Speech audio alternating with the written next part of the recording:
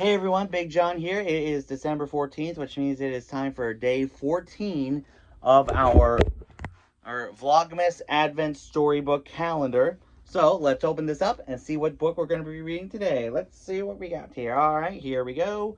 Number 14. All right, a little open up of the envelope. And we've got Ratatouille, a delicious duo. Now, this should be good because because it is Ratatouille.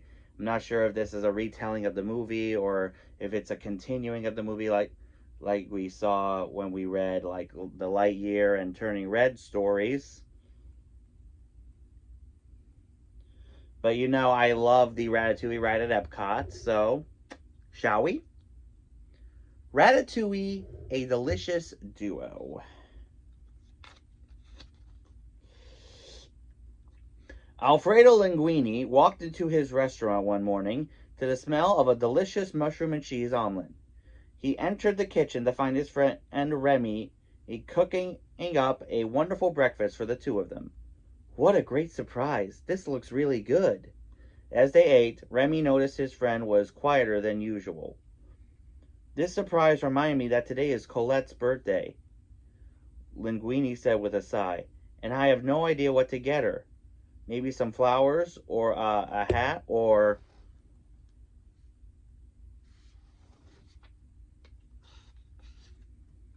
Remy thought they could make Colette a nice meal for her birthday, so he picked up his favorite cookbook. Hey, Linguini said, seeing the book. This gives me an idea. I can cook her something. I bet she'd love that. Remy sighed with relief, glad Linguini had figured out the same perfect birthday plan. If only he spoke rat. Linguini landed on a recipe he thought even he could cook. Scoglio, a seafood pasta. Remy nodded and began running around the kitchen collecting the ingredients they'd need.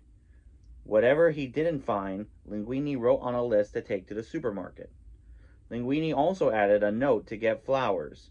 Remy thought that idea was pretty good too. Once Linguini had the final list, he headed for the door. Thanks for your help, little chef. Remy jumped up on his ladder, ready to join Linguini. I really appreciate all your help, Linguini said.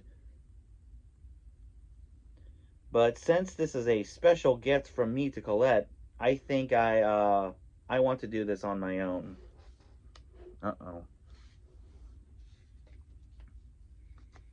But when he got to the supermarket, he saw there were 10 ingredients needed, just for the pasta sauce.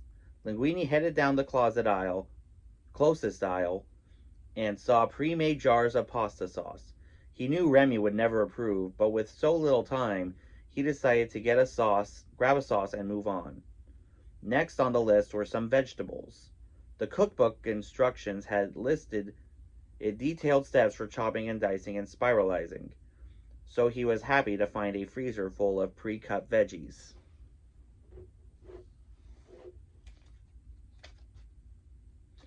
After the supermarket, Linguini headed for the fish market and flower stand by the river.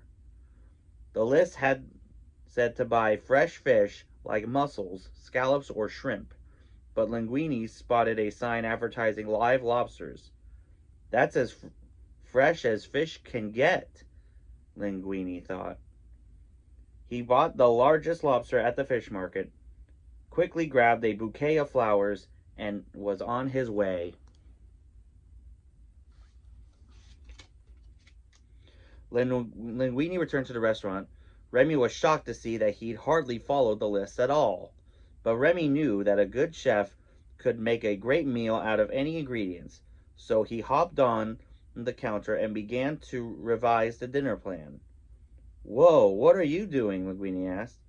I got it from here. Why don't you sit down and relax? Again. Uh-oh. Half an hour into cooking, Linguini was a little surprised everything was going so smoothly. until he turned around to see Remy testing the sauce. Little chef, Linguini exclaimed, I know you're just trying to help, but I really want to do this by myself. You know, I just want to try. Remy understood. Linguini was trying to do something from the heart, and Remy wanted to let his friend do just that.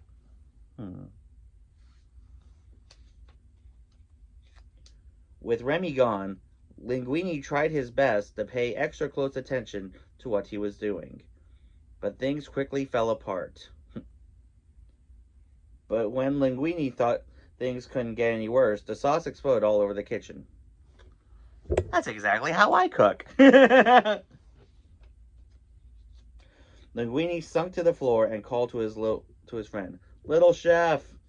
Remy ran into the kitchen and sat down next to Linguini.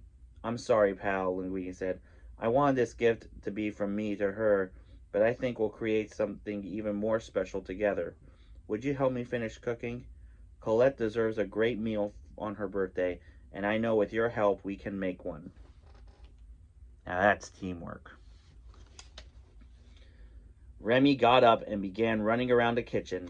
Then he started flipping through the cookbook, searching for a different recipe. Eventually, Remy found something that they could make together using what Linguini had left from the store and what Remy had in the restaurant.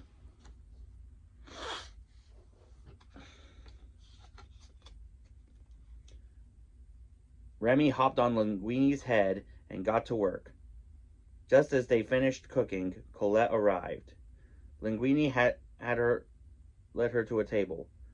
Linguini by Linguini and Little Chef, he announced. This food smells amazing, she exclaimed, smiling. How'd you know this was my favorite pasta? And flowers, too. Linguini and Remy shared a knowing look. I had a bit of help.